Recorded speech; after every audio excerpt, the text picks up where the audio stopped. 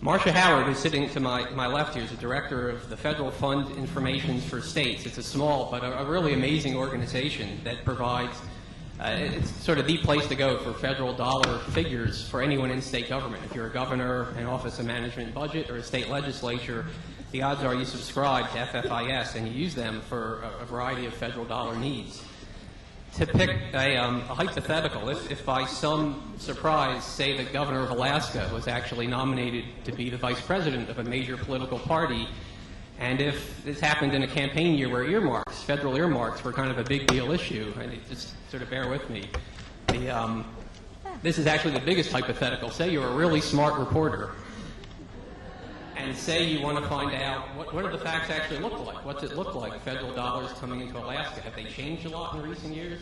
How has that shifted the last 2 years, 4 or 6 years? The place that you would go, or should go, is to Marcia and her office. It really is a way to kind of cut through some of the interesting commentary the last week or so and get to some of these issues. I'd be surprised if she hasn't actually been contacted, and probably going to see more of FFIS quoted in the press as the election rolls to its conclusion in a couple of months. We're very lucky to have Marcia moderating this session, and we're also lucky to have a lot of very smart people who've agreed to speak for a really short period of time on the topic. One way we hope to make this work, we're not going to do question and answer here on the stage. However, after the session, all of these people have agreed to park themselves at the tables right outside the front. So if you have a specific question on one of their agencies, they'll stay as long as you want to as you want to ask them, and I think that's a more efficient way to go about doing this. At those same tables out there, we'll have state agency contacts at the afternoon break, so you get one shot at, it's not all feds up here, but a majority feds, and then another shot at our state people later on. So with that, I appreciate your being here, and want to introduce Marcia Howard.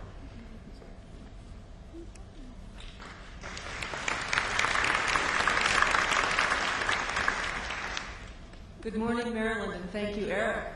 The answer to your question, Eric, is that yes, I have heard questions about Governor Palin, and the main one is that reporters want to know how much federal money per capita does Alaska get compared to every other state.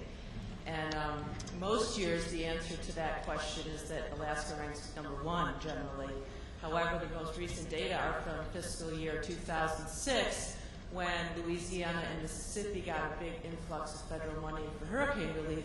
So Alaska actually fell to #3 that year. But that is kind of what we do. We keep track of the federal money and where it's coming from and where it's going to. Standing here today, it's a real opportunity, I think, for me to hear and for you to learn. We know that when things get tough, when the economy gets tough, states are often in a position of having to cut their budgets. And if you are working for a local agency, a nonprofit agency, chances are you are not going to be looking to Annapolis at this point for big increases in the amount of money coming to your agencies and programs. And so it is always nice to have representatives of the federal government here, because truly over recessionary periods, the federal government is a little bit more reliable a donor than the state can be in many cases. And so what we're going to do today, we have 9 people here scheduled to speak. We have about an hour, so everyone gets about 7 minutes.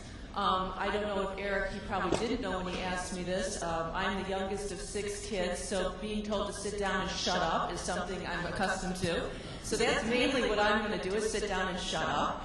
I'm also going to be a pest, which is the youngest of 6. I'm also accustomed to, so that if people start to look like they're going a little bit long, you'll see me sliding a piece of paper over in their direction to try to keep things on task.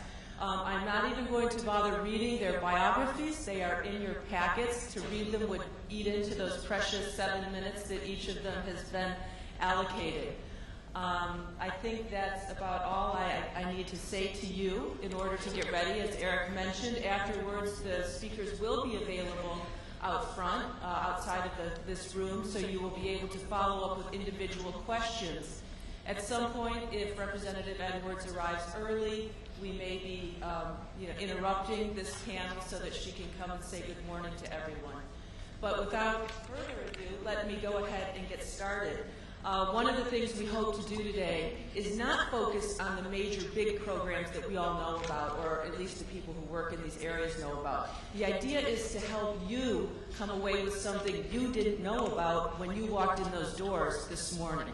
So we're going to, there are relatively few very large grant programs that account for most of the money that comes into Maryland or any other state.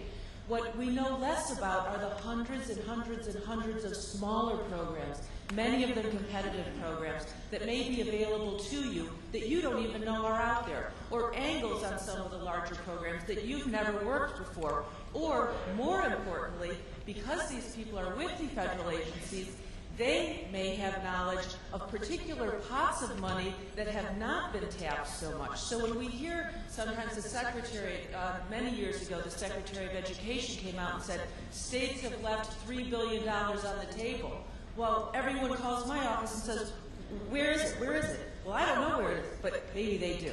So we're going to let them tell us what they know, smaller programs, newer programs, available programs, see if they can't help some of the people and agencies across Maryland get through this next economic downturn with as little disruption as possible.